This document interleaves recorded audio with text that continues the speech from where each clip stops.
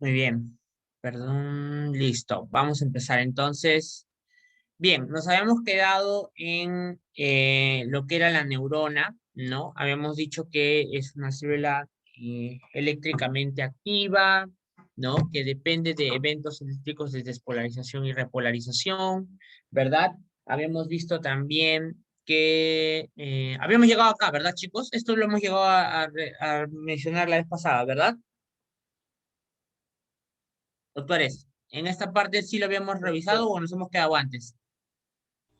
Sí, sí, doctor, se explicó eso. Muy bien. Entonces, y que acuérdense que al igual de lo que sucede en el corazón, hay un evento de despolarización, un evento de repolarización, ¿no? Y un momento de reposo. Entonces, pero a diferencia del corazón, esto es un poquito más simple porque las fases de despolarización y repolarización suelen ser menos complejas, ¿no? Básicamente acá hay la actividad de los iones de sodio y de los iones de potasio. Y habíamos dicho que en reposo habitualmente la compuerta de activación de sodio está cerrada, también de la misma forma el del potasio, ¿no? Entonces, la despolarización se da básicamente por la entrada del sodio, ¿no? Mediante la apertura del canal de actividad de despolarización de sodio, ¿no? Y la repolarización, ¿no? La repolarización que aquí ustedes pueden ver acá, ¿no? Se da porque se cierra el canal de sodio y se apertura el canal de potasio. Entonces, miren ustedes, este de acá es el gráfico, ¿no? Este es el gráfico de ¿cómo se llama?, despolarización del canal de sodio, ¿no? Mediante el cual uno tiene un potencial de membrana en reposo, ¿no? Que es menos 70 milivoltios, ¿no? Aproximadamente de basal, ¿no? Y como ustedes pueden ver aquí, ¿no? Como ustedes pueden ver aquí, cuando se da un estímulo determinado, pasa el umbral de despolarización, llegando a ser hasta más 30 milivoltios aproximadamente, y luego va haciendo cada vez embajada, embajada, embajada, producto de la salida del potasio de la misma neurona, ¿no? Que al salir, ¿no? Al salir tiende a cargar cada vez menos negativo, ¿no? Todo lo que es es este, esta carga conseguida hasta más 30 milivoltios, e inclusive nosotros la podemos volver más negativa mediante la reentrada mayor mediante la mayor conductancia de potasio, es decir, mediante la mayor salida del mismo, ¿no? Que lo vuelve cada vez eléctricamente más negativos, y eso se llama el evento de la hiperpolarización, ¿no? Que, como habíamos mencionado, es el mecanismo mediante el cual estas células excitables buscan tener un efecto inhibitorio, ¿no? Es decir, buscar que necesitar mayor cantidad de descarga eléctrica para poder provocar un potencial de acción nuevo. Entonces, en la ley del todo o nada, habíamos visto que básicamente había una despolarización completa de la célula, y que esta despolarización completa de la célula finalmente, ¿no? Provoca pues una hiperpolarización, ¿no? Hiperpolarización de un lado o del otro, ¿no? Y que, como ustedes pueden ver acá, ¿no? Desencadena que, por ejemplo, toda la célula, en este caso la neurona, se negativice hacia el interior y sea positivo más bien hacia el exterior, ¿no? A diferencia de lo que habitualmente sucede. Entonces, todo esto va pasando a lo largo del axón, ¿no? Hasta que llega a un extremo final, donde tiene una respuesta final, que en este caso es la liberación de un neurotransmisor, y ese neurotransmisor activa finalmente otra célula neuronal, y todo este evento se va desencadenando entre neurona y neurona, ¿no?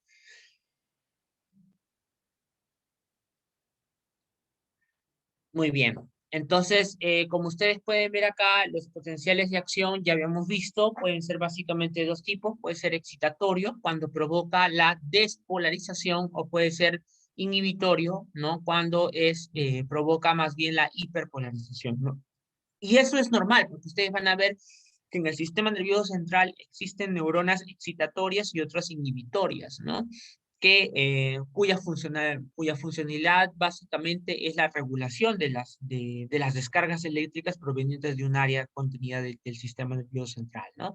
Entonces, como ustedes pueden ver acá en este gráfico, ya lo habíamos mencionado, la excitación tiene como función el hacer cada vez menos negativo, ¿no? El potencial de membrana de la célula, y de esa forma llevarlo hasta un término positivo de más 35, donde se va a prolongar este evento, ¿no? De potencial de acción a lo largo de toda la célula hasta un extremo final, ¿no? Y sin embargo, la misma neurona puede estar sometida a efectos inhibitorios, como es en el caso de acá, ¿no? Donde yo tengo, pues, que hay los efectos inhibitorios hacen cada vez más negativa la célula y de esa forma evitan que el potencial de acción se desencadene, ¿no? Entonces, fíjense ustedes la importancia de que en una neurona haya más de un estímulo proveniente desde una sola neurona. Como nosotros conocemos, las neuronas se interconectan entre sí, entre muchas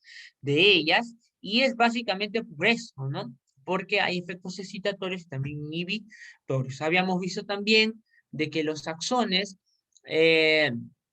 se estructuran formando múltiples villas de múltiples cordones axónicos, ¿no? Que finalmente forman un nervio, ¿no? Entonces, de acuerdo a la cantidad de axones, al tipo de información de axones, al grosor de los axones y a la velocidad de conducción del impulso eléctrico del axón, se dividen en fibras A, B y C, ¿no? Las fibras A, habíamos dicho, son fibras de una muy alta velocidad, generalmente asociadas con funciones del tipo motor musculoesquelética, tienen vaina de mielina y la sensibilidad al anestésico es de una menor cantidad. Las beta, que tienen que ver más con lo que es la sensibilidad, o mejor dicho, con la sensibilidad, ¿no? Y lo primero con lo motor. Entonces, pero tienen una velocidad más lenta comparado a las del motor, ¿no? Las gamma, que son básicamente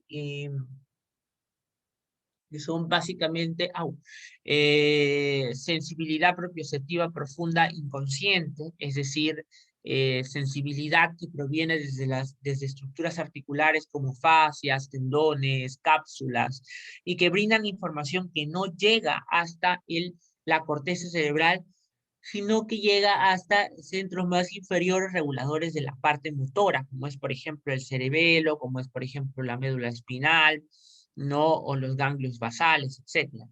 Las delta, que son generalmente sensibilidad asociada a dolor del tipo dolor y temperatura y tacto grosero, ¿no? Lo que se conoce como la termoalgesia. Aquí, por ejemplo, las deltas son más lentas y generan una sensibilidad específica que es la sensibilidad de dolor, ¿no? Las fibras B, que son fibras básicamente que tienen que llevar información preganglionar, o sea, relacionada hacia lo que es el sistema nervioso autónomo. Las fibras tipo C, que tienen que ver con un dolor del tipo difuso o visceral, ¿no? Que es un dolor no muy reconocido, etcétera, ¿no? Bien, y como habíamos dicho, el impulso eléctrico se extiende a lo largo de todo el extremo del axón, pero para ayudar a la velocidad, a que esto sea cada vez más rápido, las neuronas tienen unas vainas especiales alrededor, conocidas como vainas de mielina, que son como aislantes que permite la despolarización en bloques, ¿no? En saltos, que permite que el impulso eléctrico sea cada vez más rápido, ¿no? Y todo esto, como les dije, tiene que llegar a un centro integrador de redes, centro integrador de información, ¿no? Que hemos dicho ya que es el sistema nervioso central, ¿no? Y que ese sistema nervioso central obtiene la información de los sentidos directamente, ya sea tacto, vista, olfato, etcétera, para finalmente provocar una respuesta coordinada que se adecue hacia las necesidades de la persona, ¿no? Bien, ahora vamos a ver lo que es la unidad funcional del sistema nervioso central, ¿no? El que es básicamente el responsable de todas las funciones y es la unidad de todos los conceptos, ¿no? Que vamos a hablar ahora. Es la célula principal, ¿no? Es la principal célula y prácticamente la que hace todas las acciones, ¿no? En el sistema nervioso central. Entonces hay que tener en cuenta que las neuronas hay varios tipos, ¿no? La neurona clásica básicamente comprende tres compartimientos. El cuerpo celular, al que también se conoce como pericardio o soma, un número variable de prolongaciones que se extienden desde el soma llamado dendritas y finalmente el axón, ¿no? El axón. Entonces, se puede decir que existe un gran número de variantes morfológicas de este patrón básico, ¿no? El cual incluye desde axón, cuerpo y dendritas, incluyendo inclusive casos de neuronas en los cuales las dendritas podrían inclusive estar ausentes, ¿no? Y estas variaciones no se producen de forma aleatoria, sino que por el contrario se relacionan con las propiedades funcionales específicas de cada una de las neuronas, ¿no? De hecho, neuronas con morfologías similares a menudo caracterizan regiones específicas, por ejemplo, del sistema nervioso central, y además reflejan el procesamiento neuronal específico que se realiza en cada región, por ejemplo, del sistema nervioso central.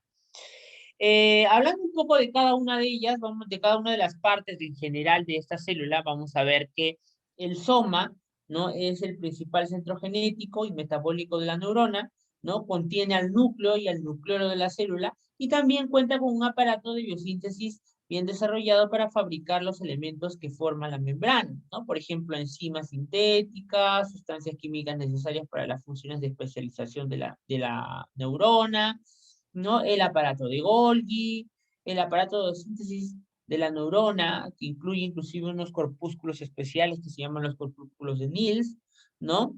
Etcétera, ¿no? El cuerpo, el cuerpo celular, ¿no? Es una región en la que la neurona recibe básicamente aferencias sinápticas, ¿no? Es decir, recibe las sinapsis de otras neuronas. Y aunque cuantitativamente las aferencias sinápticas hacia el cuerpo celular habitualmente son mucho menores que las de las aferencias hacia las mismas dendritas, muchas veces difieren cualitativamente de las aferencias dendríticas en virtud de la proximidad del cuerpo del axón hacia el centro de la misma célula, ¿no? Ah, perdón, disculpen.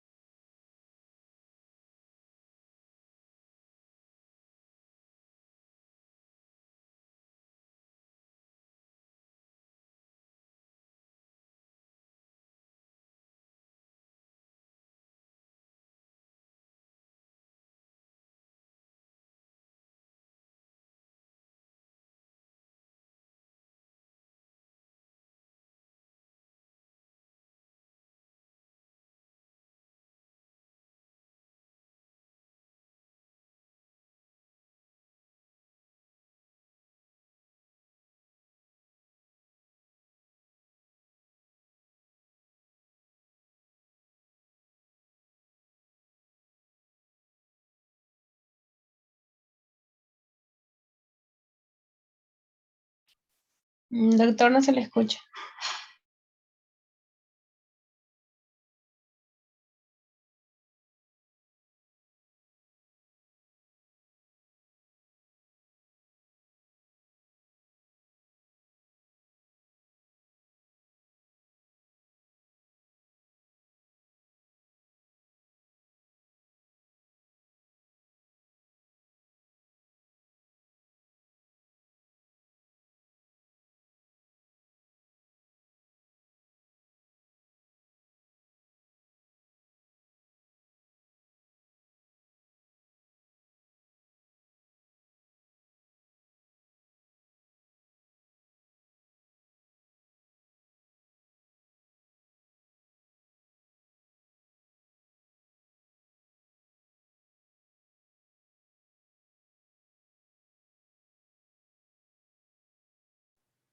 Bien, perdón, disculpen chicos, está una llamada de jefe de servicio.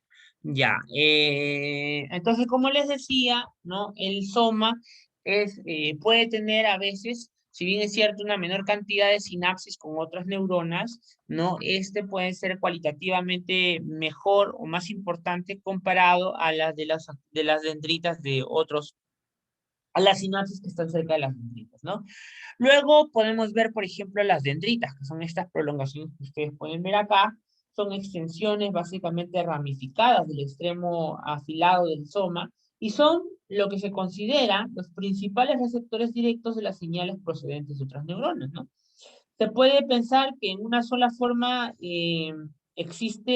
puede representar inclusive el 90% de la superficie de neurona disponible para el contacto sináptico, ¿no? Las dendritas pueden inclusive también dividirse entre primarias y dendritas secundarias, de acuerdo a salen diferentemente del mismo axón o salen de una misma dendrita, o sea, es como las ramas de la rama de la rama, ¿no? O sea, como ustedes pueden ver acá, miren, hay una rama principal, de ahí sale una dendrita, de esta dendrita se divide en dos, etcétera, ¿no? A eso es lo que habitualmente se refiere. Entonces, el conjunto de las dendritas de la neurona es un árbol dendrítico. Y estos árboles dendríticos difieren mucho entre los distintos tipos de neuronas en cuanto a tamaño, número y organización especial, ¿no? Un árbol dendrítico puede estar formado por tan solo o por algunas dendritas no ramificadas o por muchas dendritas bastante ramificadas, ¿no? Se estima que las dendritas individuales pueden medir más o menos 1 milímetro o tan solo 10 a 20 micrómetros inclusive de longitud. Entonces, realmente puede variar entre neurona y neurona este esquema básico de la neurona. Es común decir un esquema inicial, pero las neuronas pueden variar entre neurona y neurona dependiendo de qué parte del sistema nervioso podemos estar. Se dice que existen pues más de 100.000 millones de neuronas y existen variedades distribuidas en el sistema nervioso central. Aparte de las neuronas, existen células especializadas en lo que corresponde a el proteger, ¿no? La sinapsis y proteger a las mismas neuronas. Y esas son básicamente la neuroglía, ¿no? La neuroglía, que son células especializadas que se encargan del control, ¿no? Y por ejemplo, del sostén de la misma neurona, ¿no? Bien, ahí está la neurona, miren ustedes, ¿no? El soma con su núcleo, con sus mitocondrias, con su retículo endoplásmico, etcétera, ¿no?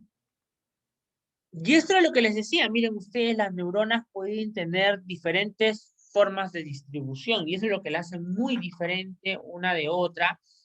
Y además esto pues es característico gracias a que en las neuronas existen en una gran cantidad de estructuras. Y entonces cada estructura necesita un distinto tipo de esquema de árbol dendrítico, ¿no? Miren ustedes, podemos tener entre la neurona pseudounipolar, ¿no? Pseudounipolar, que es una neurona que tiene un proceso único llamado axón, ¿no? Durante el desarrollo se unen los diferentes axones con dendritas, ¿no? Y solo dejan un soma separado de esta vía, ¿no? Por ejemplo, pseudonipolar es la que nosotros podemos encontrar en los ganglios de la cadena simpática, ¿no? De la columna o paravertebrales, ¿no? Aquí tenemos a la neurona bipolar, que es una neurona donde el cuerpo está en el centro y hacia los lados manda sus axones, ¿no? Con dendritas cada uno, ¿no? Esta, por ejemplo, es la neurona que podemos encontrar en la retina, ¿no? En la retina podemos encontrar este tipo de neuronas. Podemos encontrar las neuronas anexónicas, que son neuronas que no tienen axón, solo tienen puras dendritas alrededor, ¿no? Y generalmente corresponden a neuronas conocidas como interneuronas, que son neuronas que inhiben a otras neuronas o que estimulan y que por lo tanto tienen un papel muy importante en lo que es la regulación de la actividad de la estructura del sistema nervioso central del que estamos hablando. La región multipolar, ¿no? Que miren ustedes, tiene una gran cantidad de dendritas alrededor, ¿no? Inclusive llegando a tener un árbol sumamente ramificado, ¿no? En un árbol sumamente ramificado que veamos que hace sinapsis múltiples, ¿no? Sinapsis múltiples y que esto generalmente es cuando requiere de múltiples comunicaciones uno con otro, ¿no? Y esto lleva finalmente una respuesta. Esto, por ejemplo, sucede en células como son, por ejemplo, del tipo motora, ¿no? Y la neurona clásica, que es la que conocemos, ¿no? El transporte neuronal es otra cosa, ¿no? Nosotros tenemos una serie de mecanismos, porque el transporte axonal o el transporte neural, ¿no? Es la forma mediante el cual se transportan los elementos a lo largo de la misma neurona, ¿no? Como el soma es el motor metabólico de la neurona, en él se sintetizan las sustancias necesarias para mantener la función anoxal y sináptica, ¿no? Que es la sinapsis, ustedes como saben, es el elemento funcional del sistema nervioso, ¿no? Es la razón de ser, porque es la unión de dos neuronas que se comunican y transmiten el impulso eléctrico, ¿no? Entonces,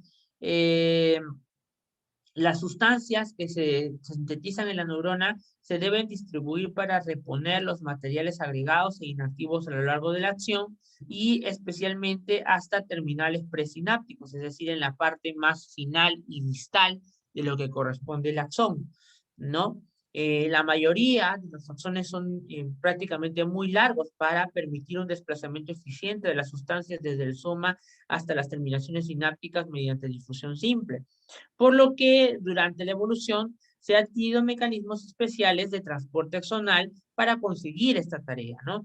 Y en consecuencia, esta dependencia metabólica de los axones se generan cuando están desconectados del cuerpo celular, ¿no? Entonces, existen varios tipos de transporte axonal de acuerdo al requerimiento de la misma célula, ¿no? Por ejemplo, los orgánulos rodeados de membrana y de mitocondrias se transportan con relativa rapidez mediante un transporte axonal rápido, no gracias a que están disueltos en proteínas, ¿sí? Entonces, como podemos ver, estas sustancias pueden transportarse directamente desde el soma hasta el terminal finalmente del axón, ¿no? Entonces, las sustancias, por ejemplo, disueltas en el citoplasma se desplazan por el transporte axonal que se conoce como transporte axonal lento, ¿no? Y otras pueden ser como transporte axonal rápido, mediante el cual no hay una mayor cantidad de sustancias transportadas y que esta puede ser de manera bilateral, o sea, irse ya sea desde el soma hasta la parte del axón, perdón, del soma hasta el axón, ¿no? En este caso del soma, el axón presináptico y finalmente del presináptico hasta el soma, ¿no? Bien, y esto es lo que se conoce como la neuroglía, ¿no? Miren ustedes, ahí tienen todas las células encargadas que forman parte de la neuroglía, ¿no? El principal elemento celular no neuronal del sistema nervioso es la neuroglía. Y estas células de la neuroglía, del sistema nervioso central, superan en número a las neuronas por un orden de magnitud, de forma que existen aproximadamente hasta 10 a la 13 células en el caso de la neuroglía y solamente 10 a las 12 células en el caso de las neuronas, ¿no? Las células de la neuroglía del sistema nervioso central son, por ejemplo, los astrocitos, la oligodendroglia, la microglia y las células ependimarias. Mientras que las que corresponden al sistema nervioso periférico, las células gliales, son las células de Schwann y las células de satélite, ¿no? Entonces, habitualmente se pensaba que las células gliales eran células de soporte y de acuerdo con esta concepción sus funciones incluyen sobre todo la regulación del microentorno y la mielinización de los axones. Sin embargo, actualmente se piensa que estas células gliales son determinantes importantes en el flujo de señales en circuitos neuronales y en relación con esto actúan modulando la transmisión sináptica y no sináptica y tienen funciones importantes, por ejemplo, en la sinaptogénesis y en el mantenimiento de la sinapsis. Así, por ejemplo, tenemos algunas células como son, por ejemplo, los astrocitos, que pueden estar en variantes de astrocitos fibrosos o astrocitos protoplasmáticos, ¿no? Básicamente lo que hacen ellos es regular el microambiente del sistema nervioso central, tanto en condiciones normales como en respuesta de lesión del sistema nervioso central, ¿no? Tienen un cuerpo celular que se originan en varias ramas principales y mediante la ramificación repetida, estas prolongaciones principales dan lugar a centenares y a miles de ramas de cada vez mayor. Y estas prolongaciones, ¿no? Y estas prolongaciones de estos artrocitos contactan a las neuronas y rodean las terminaciones nerviosas alrededor de las neuronas, ¿no? De tal manera que estos contactan inclusive también con los capilares y en el tejido conjuntivo de la superficie del sistema nervioso central, conocido como pía madre, ¿no? Y pueden intervenir en la entrada inclusive en la entrada de sustancias en el sistema nervioso central. ¿Por qué? Porque los astrocitos forman parte de la barrera que se distingue entre las células del sistema nervioso central y de lo que ingresa directamente desde el plasma, ¿sí? Muy bien. Y entonces existen, como les decía, dos tipos, los que son los fibrosos y los protoplasmáticos, ¿no? La localización es básicamente la diferencia entre uno y otro.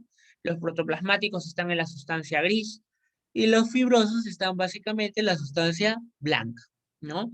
¿Cuál es la diferencia entre los dos? Ya vamos a ver que en general la sustancia gris es las partes del sistema nervioso central que se caracteriza por tener un gran conglomerado de cuerpos neuronales, mientras que la sustancia blanca, básicamente la de los axones, ¿no? La de las vías de paso.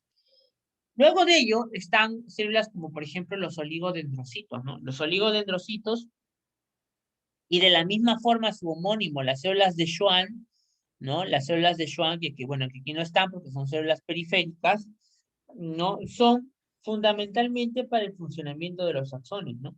Muchos axones están rodeados por una vaina de mielina y esa cubierta de mielina es proporcionada gracias a los oligodendrocitos en el sistema nervioso central y a la célula de Schwann en el sistema nervioso periférico, ¿no?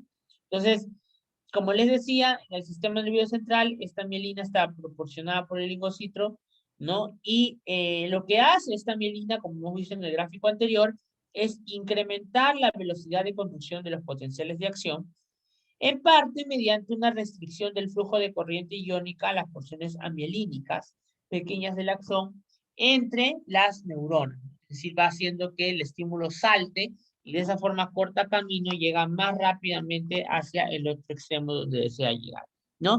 Aunque ambas células actúan aumentando lo que es la velocidad de conducción, hay varias diferencias importantes entre los axones y los oligodendrocitos con las células de Schwann, ¿no?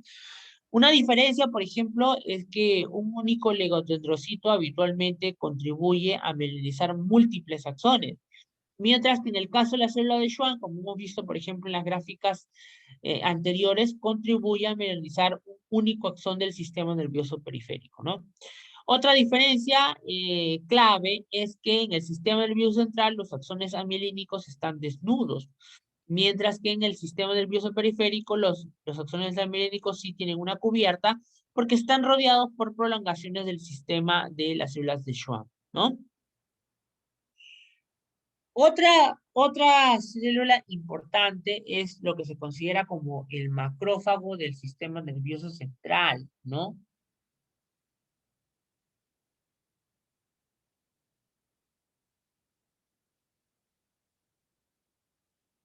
A ver, perdón un momento.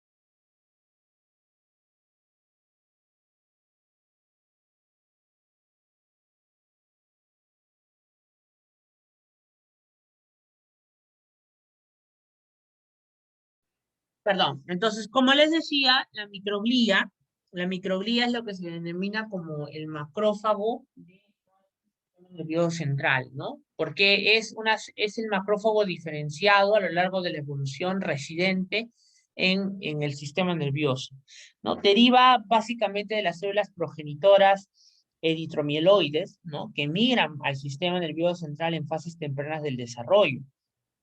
Tienen básicamente una función importante en respuestas inmunitarias, ¿no? Y en general, cuando se lesiona el sistema nervioso central por una infección, un tumor, etcétera, la microglía es la que ayuda a eliminar los productos celulares dañados mediante el proceso de la fagocitosis, como el macrófago que idealmente es, ¿no? Entonces recibe para ello la ayuda pues, de otras células gliales y de otros fagocitos que invaden al sistema nervioso central desde la circulación. Y además de su participación en la respuesta inmunitaria, datos recientes indican que también son activas en el tejido cerebral sano y pueden inclusive tener funciones importantes, ¿no? Importantes en el desarrollo y funcionamiento normal del cerebro, ¿no? Entonces, pero hasta ahora lo que habitualmente se conoce es que la microglía actúa básicamente en la regulación en procesos alterados. Otras células importantes son las células ependimarias, ¿no? Las células ependimarias forman lo que es la recubierta en el interior del el espacio, por ejemplo, del espacio ventricular y también, ¿no? En el interior de, por ejemplo, el agujero ependimario, ¿no? Ustedes saben que el agujero ependimario es el agujero que está en el interior de la médula espinal, ¿no? Entonces, forman una cubierta epitelial en los espacios ventriculares, como les decía, ¿no? Y contienen al líquido cefalorraquídeo. El líquido cefalorraquídeo es segregado en gran parte por células ependimarias especializadas que forman un conglomerado conocido como el plexo coroideo y muchas sustancias difunden con facilidad a través del epéndimo que se localiza en el espacio extracelular, en el encéfalo y en el líquido cefalorraquídeo. A su vez aquí nosotros tenemos tres tipos de células distintas, como son los ependimocitos, los tanicitos, las células epiteliales coroideas, ¿no? Que revisten, miren ustedes, distintas localizaciones del sistema nervioso central y las funciones son las que ustedes pueden ver allí. Y ahí las tienen, miren ustedes la microglía. De hecho, hay una diferencia que se conoce como la macroglía, que está formada por células ependimarias, astrocitos y oligodendrocitos, y la microglía que defiende básicamente solamente a una célula tipo macrófago residente del interior del sistema nervioso central. Acá están los astrocitos, que era lo que les mencionaba, ¿no? Acá están las funciones intermediarios metabólicos de las neuronas, proveen lo que es potasio, soporte de factores de crecimiento, de membranas, presentan engrosamientos especializados a nivel de la subpial y perivascular, la barrera hematoencefálica. En el trauma lo que hace es proliferar y buscar lo que es la inflamación, ¿no? Los oligodendrocitos, miren ustedes, acá estaba lo que les decía, ¿no? Los dos proveen mielina, pero en la célula de Schwann lo hace al sistema nervioso periférico y la célula oligodendrocito lo hace al sistema nervioso central. Miren ustedes, la diferencia es bastante marcada, ¿no? Miren, el oligodendrocito lo hace a múltiples células, mientras que la célula de Schwann lo hace generalmente solo a una célula. La microglía, pero lo que les decía, viaja directamente desde las células germinales eritropoyéticas, ¿no? Hacia lo que es el individuo cuando se encuentra en ese desarrollo. Y finalmente vamos a ver lo que con respecto a lo que se conoce como la unión de dos neuronas, que se conoce como la sinapsis, ¿no? La sinapsis, doctores, la sinapsis es la razón de ser de las neuronas, es la unión entre neuronas y es la forma mediante el cual se comunican, ¿no? Mediante el cual se comunican y razón por la cual funcionan estos potenciales de acción que generan una descarga y que pasa de un lado a otro, etcétera, ¿no? Muy bien. Entonces, esa es la forma en la que sucede. Entonces, es la información al sistema nervioso central, básicamente se transmite mediante lo que se conoce como potenciales de acción, ¿no? Entonces, la transmisión sináptica es el proceso principal a través del cual las señales eléctricas se transfieren entre las células dentro del sistema nervioso central, ¿no? Dentro del sistema nervioso, la transmisión sináptica básicamente se concibe generalmente como una interacción entre dos neuronas que se produce de manera localizada en uniones especializadas conocidas como el mismo nombre, ¿no? De acuerdo a la naturaleza de la unión, pueden existir dos tipos de formas, las sinapsis eléctricas y las sinapsis químicas. Las sinapsis eléctricas, ¿no? Son generalmente un tipo de sinapsis en la cual las neuronas están unidas mediante canales específicos, ¿no? Que unen el emparejamiento entre neurona y neurona de manera muy cercana, ¿no? En general, aunque su existencia se conoce ya hace mucho tiempo, ¿no? Se pensaba que habitualmente estas sinapsis eléctricas o uniones en hendiduras entre las neuronas, ¿no? Tienen una relevancia muy pobre en el sistema nervioso central, ¿no? Y recientemente se ha hecho evidente que estas sinapsis en realidad son bastante comunes y que en ellas puede radicar inclusive funciones neuronales importantes. La sinapsis eléctrica, como ustedes pueden ver ahí, es una vía de baja resistencia entre células que permite a la corriente fluir directamente entre célula hasta la otra, una y otra, la variancia entre electrolitos, ¿no? Y permite el intercambio de moléculas pequeñas entre las células. Las sinapsis eléctricas están presentes básicamente desde los invertebrados hasta los mamíferos y aparecen entre células como por ejemplo las células gliales, ¿no? Así como entre inclusive neuronas, ¿no? El acoplamiento eléctrico de las neuronas se ha demostrado para la mayoría de las regiones encefálicas, incluyendo, por ejemplo, el cerebelo, la neocorteza, el tálamo, etcétera, ¿no? Entonces, en esta unión en hendidura, ¿no? La sinapsis eléctrica se da porque hay una unión estrecha que permite el intercambio de los canales iónicos alrededor uno del otro y de alguna forma es una forma de unión hacia la otra neurona, ¿no? Otra variante es la sinapsis química, y probablemente esta es la más común o la que conocemos más, ¿no? La sinapsis química se demostró inicialmente entre el vago y el corazón mediante un experimento simple, ¿no? Y estimuló mediante el cual eh, la neurona no está unida directamente con la otra neurona, pero mediante la liberación de una sustancia genera un cambio, ¿no? Genera un cambio conformacional aquí al final de la neurona que permite la liberación de esa sustancia. Esa sustancia se une a un receptor especial en la siguiente neurona, ¿no? Y en la siguiente neurona desencadena un potencial de acción mediante los cambios en la despolarización de la siguiente neurona, ¿no? Y esta sustancia que genera esta despolarización liberada de la neurona anterior se conoce como el neurotransmisor, ¿no? El neurotransmisor. Entonces, se da la despolarización. ¿Y cuál es el mecanismo mediante el cual ocurre? Pues lo que sucede es que cuando una neurona de sinapsis química está excitada, se producen cambios eléctricos acá, producto del potencial de acción que proviene desde el principio de la neurona, que permite la liberación de calcio hacia el interior de la región presináptica, y este calcio se une a las vesículas que contienen una gran cantidad de neurotransmisores, que al final se libera a este espacio que se conoce como la hendidura sináptica y tienen interrelación con los receptores en la región postsináptica.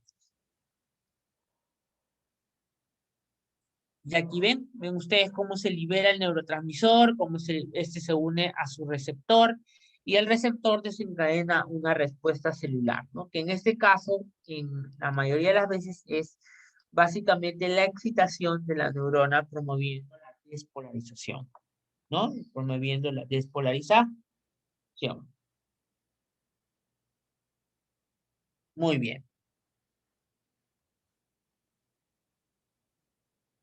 Entonces, miren ustedes, los neurotransmisores pueden retornar al axón terminal y pueden ser inclusive reusados. Nosotros tenemos que el neurotransmisor, una vez que es eliminado, se une a su receptor, pero una gran cantidad, miren, una gran cantidad de neurotransmisor se queda en la hendidura sináptica, ¿no? Y para evitar su reacción, ¿no? Y que esta neurona sea muy hiperestimulada, porque esto no regula la cantidad de neurotransmisor liberado, ¿no? Pues lo que se hace es, hay una enzima generalmente que devora al neurotransmisor sobrante, o puede ser captado por las células gliales, ¿no? O inclusive puede ser recaptado otra vez por la célula terminal, ¿no? Presináptica, para que este sea otra vez reutilizado, ¿sí?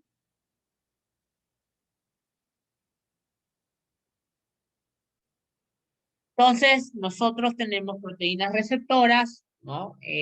Son inotrópicas, ¿no? Son inotrópicas y metabotrópicas, ¿no? Eso quiere decir que cambian los iones o que cambian segundos mensajeros, etcétera, para promover una respuesta. Entonces, hay sistema de segundos mensajeros, quiere decir que el receptor se une a un conjunto de proteínas, como son el de la adenil ciclasa, por ejemplo, el de la proteína C reactiva, el de la proteína C, etcétera, ¿no? Hay tipos de neurotransmisores, los neurotransmisores tipo 1, 2, 3 y 4. Los tipo 1 son, por ejemplo, la acetilcolina, los tipo 2 son las aminas, que son la noradrenalina, la adrenalina, la dopamina, la serotonina, la histamina. Los aminoácidos, como son el gamma, el ácido gamma aminobutírico, la glicina, la glutamina, el glutamato, perdón, el aspartato, y el 4, que es el óxido nítrico. Hay de la misma forma neurotransmisores tipo neuropéptidos, ¿no? De acción lenta o factores de crecimiento, como son las hormonas liberadoras hipotalámicas, que funcionan a manera de neurotransmisor, porque funcionan como una sustancia liberada por la célula, que son la hormona liberadora de tirotropina, la hormona liberadora de hormona luteinizante, la somatostatina, ¿no? Eh, los péptidos hipofisiales como la endorfina, la prolactina, la tirotropina, etcétera. Péptidos que actúan sobre el intestino y el encéfalo, ¿no? La leucina, la melitonina, la sustancia P, la gastrina, la colecistoquinina, son neurotransmisores liberados por células neuronales, inclusive en el mismo sistema nervioso entérico, ¿no? Procedentes de otros tejidos como la angiotensina 2, etcétera, ¿no?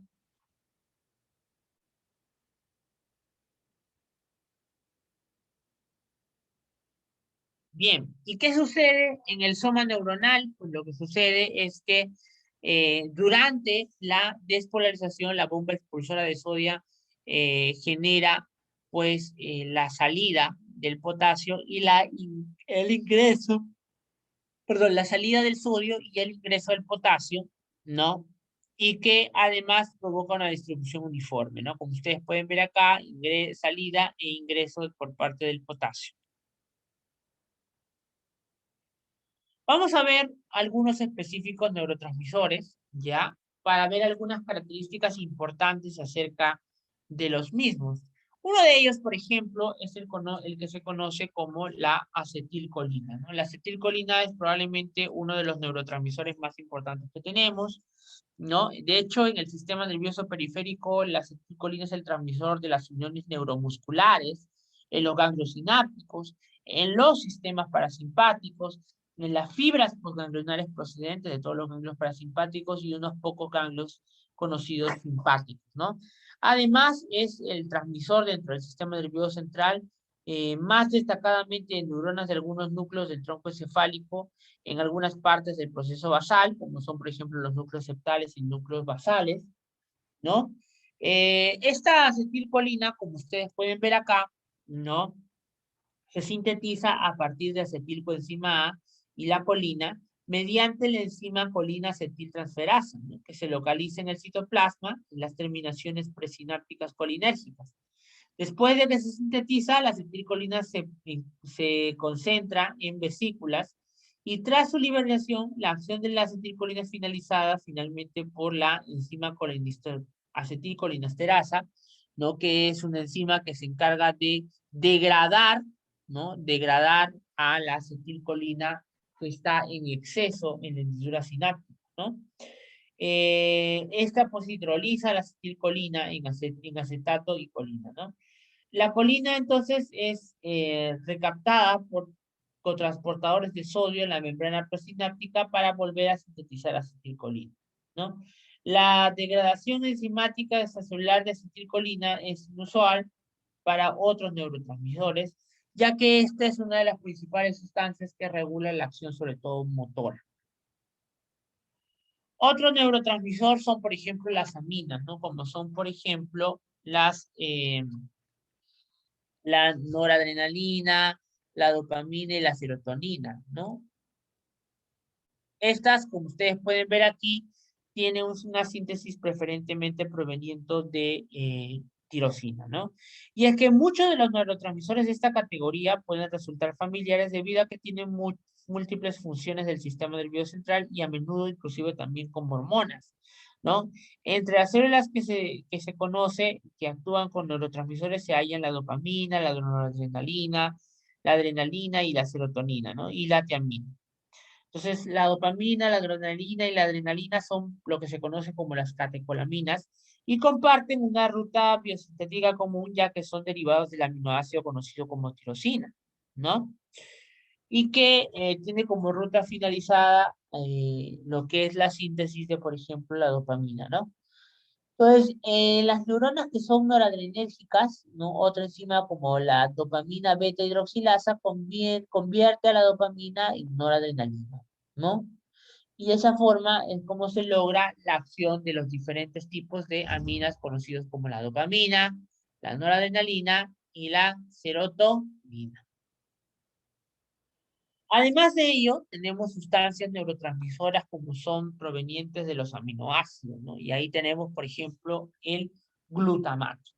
El glutamato es un neurotransmisor, como ustedes pueden ver ahí, de la inmensa mayoría de las sinapsis excitatorias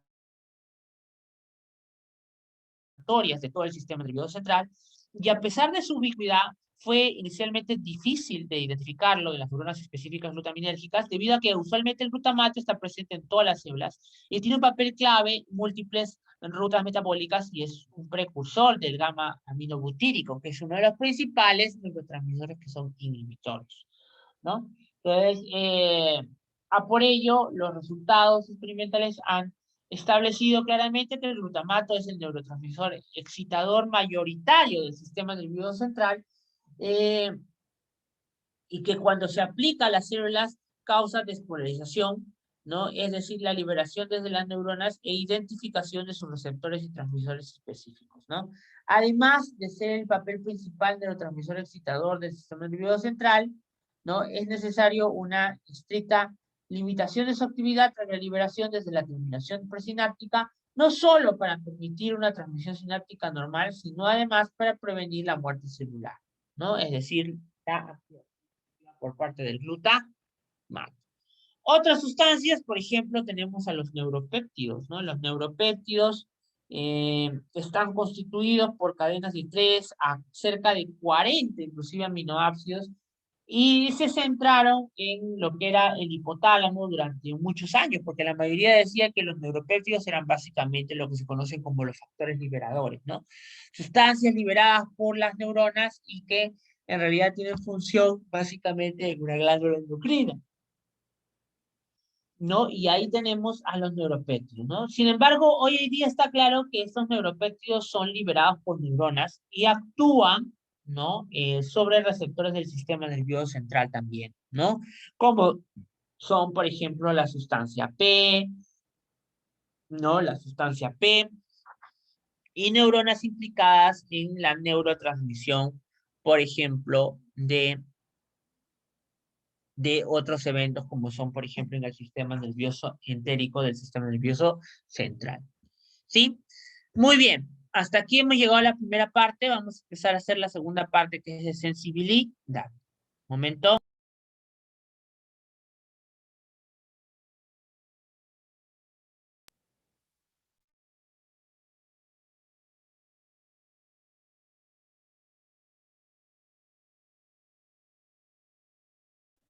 Bien, entonces como vamos a ver acá, vamos a ver primeramente lo que es el sistema nervioso somatosensitivo en esta primera parte.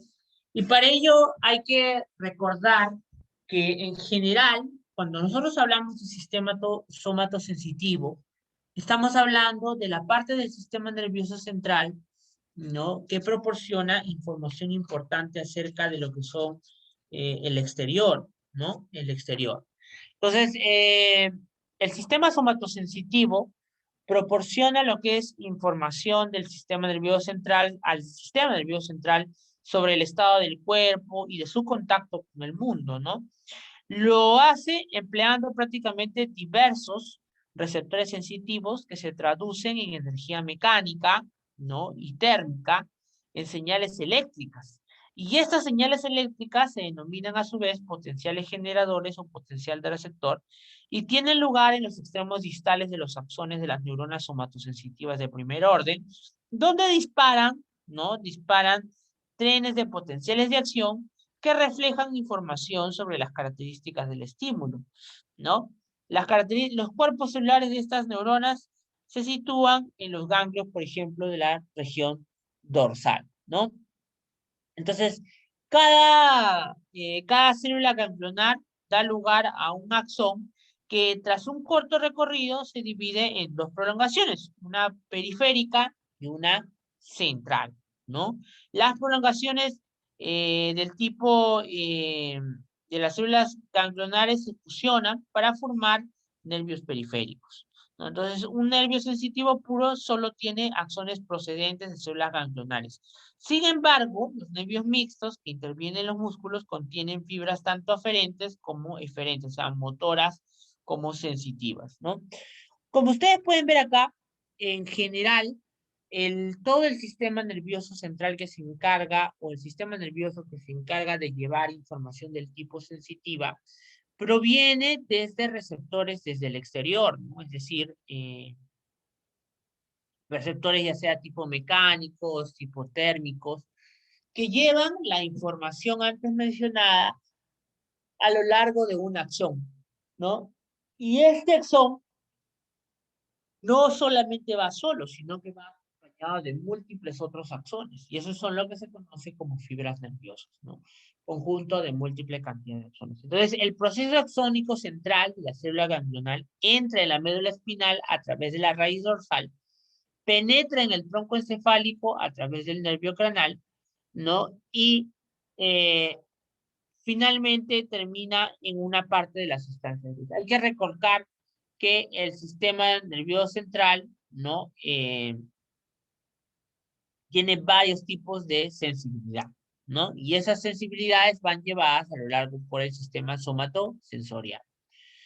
Entonces, cuando nosotros clasificamos a la sensibilidad somática, hay que tener en cuenta que los sentidos somáticos pueden clasificarse en tres tipos.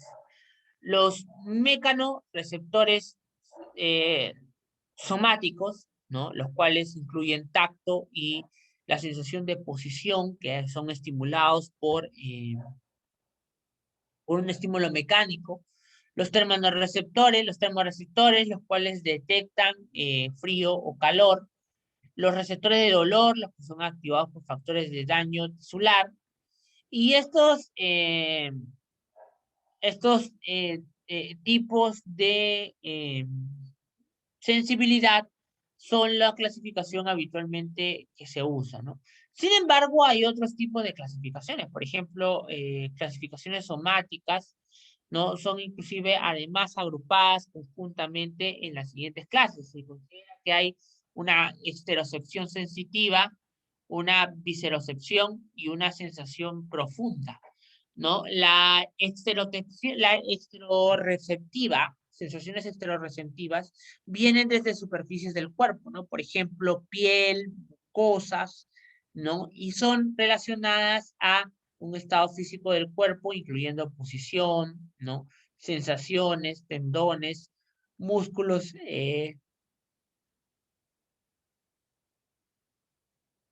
sensaciones musculares, ¿no? Sensación de presión, ¿no? En la punta del pie, o la sensación del equilibrio, etcétera, ¿no? Las sensaciones viscerales, que tienen que ver con el área visceral, ¿no? Y que usualmente refiere específicamente casos de algunos órganos internos. La sensación profunda, las que son de tejidos muy, muy profundos, y como son fascias, músculos, huesos. Y estas sensaciones incluyen, gracias a lo que es la sensación profunda de dolor y vibración, ¿no?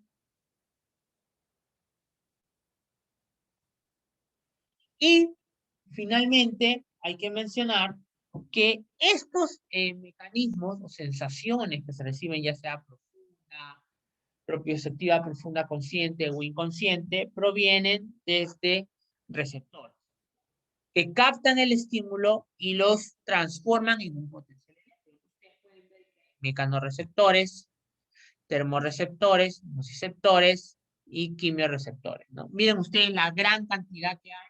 Ya, esto se lo voy a tomar en el examen. Son los tipos de receptores que tenemos en la piel, en los diferentes órganos, que finalmente son los que captan el estímulo y ¿qué hacen? Lo transforman en un potencial eléctrico. Y ese potencial eléctrico es el que se transmite vía la neurona. ¿Sí? Muy bien. Muy bien, muchachos. Hasta ahí nos vamos a quedar el día de hoy, ¿ya?